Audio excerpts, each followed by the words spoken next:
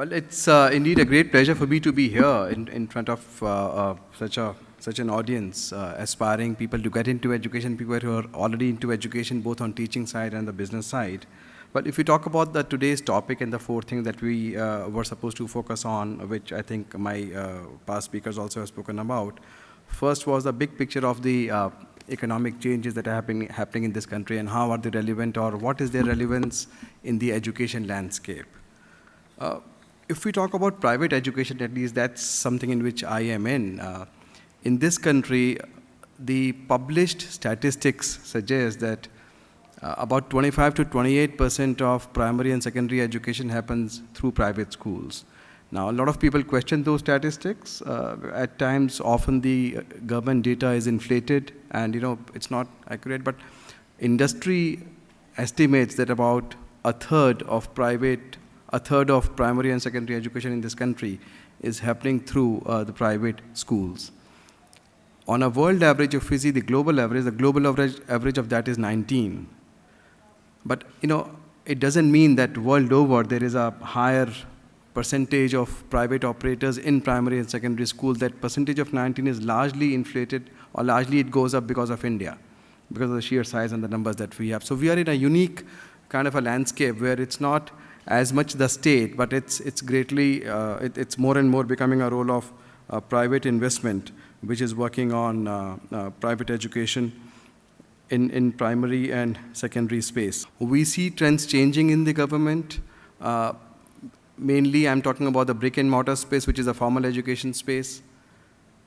If we read the 12th plan document by the Planning Commission, which builds the roadmap for our growth for the next 5 years, and there is a whole chapter on education on that, particularly on higher education, and it carries a paragraph which talks about, or which suggests that now there probably is a need to start exploring for-profit investment in higher education to happen in the country. So that's something which I'm talking about, the tone, though I think it's a very long haul. It's going to take a very long time for India to emulate what probably China has done, or what probably Brazil has done, where for-profit education is allowed. But I think it's a long haul for India. But at least a tone is set by the 12th plan document, which has been approved by the National Development Council and all the state chief ministers. The second point was about the consumerism in education. Like in retail, it's becoming a market which is more and more buyer-driven, not being driven by the seller. And what we believe is that for great education, you don't even need an infrastructure. Great learning can happen under a tree. What you need is good faculty, good teachers, and the right systems to give them ample freedom and also growth opportunities. Let me also say here that when we talk about teacher, the whole role of teacher has changed in the last, I would say, 15 to 20 years. For example, we say that for us, our definition of a good teacher is not the one who has the answers to all the questions the students ask, but we consider her to be a good teacher who probably can encourage students to ask such questions of which she doesn't have an answer. And it's frank enough, hey guys, even I don't know, let's learn it together. And why is this important is because we don't know the students of today's classroom, where eventually they'll end up 20 years, 30 years down in their careers, in their professions. They might be doing something which doesn't exist today. So how do you train them for that? So the whole definition of teacher has changed. And this competitive marketplace has also led to something in which, especially in education, the good doesn't remain good enough anymore. You have to excel and keep raising the bar every year. And that's only how you can sustain in our education landscape. We still talk about the nightmares that the parents undergo when the admission season happens every year. Now that's only for the reason because it takes time not to construct a school, but it takes time to build a legacy. And there are schools which have legacy for several years. So we have all the parents applying to those select number of schools, and that's why this becomes a kind of a nightmare for parents to get a seat. As we go along, maybe the next 5 years, the next 10 years, when the new schools which have been set up and the one which have been running well, as they build legacy, the consumers will have more and more options. And I would not be surprised that maybe 15 years down from now, good schools, sought-after schools of today would probably be going to parents' doorsteps asking for admissions. So that's the kind of competition this market is getting in, and that's something I think we all have to gear up for.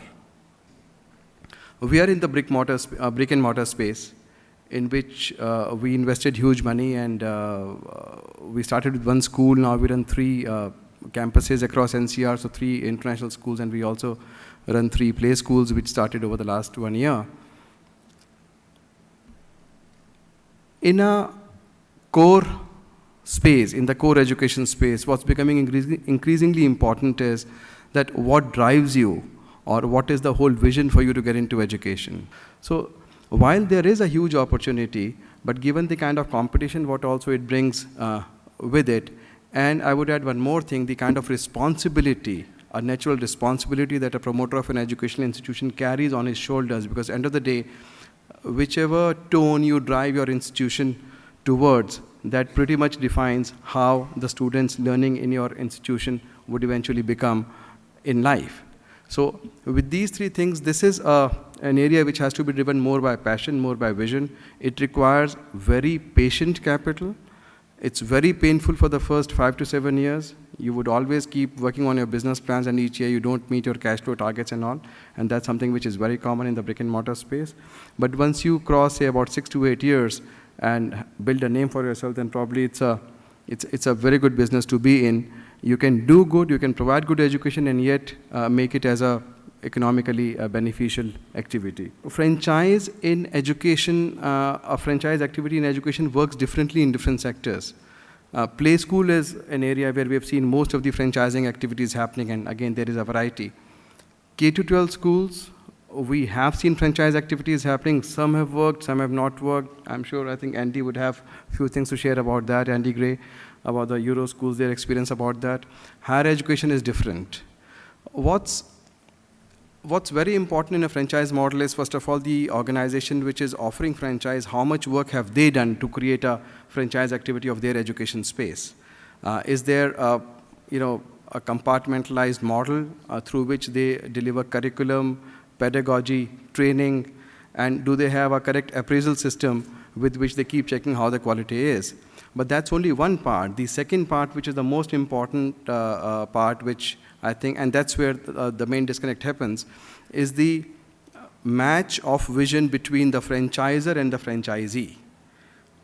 How are you driven? And that's where the challenge lies. So on franchise part, I would say it's very, very important both for franchisor and the franchisee to first identify what is our goal, objective, vision, and is there a match? Only then we should go forward. Otherwise, these kind of arrangements, they fall apart. Education is a great line to be in. It's a very satisfying line to be in. And I would encourage more and more people to come into it, but not only coming into it as a matter of pure business. Yes, it's a business, you can make a good business out of it, but this is a business which I may say is one where you have to first create value.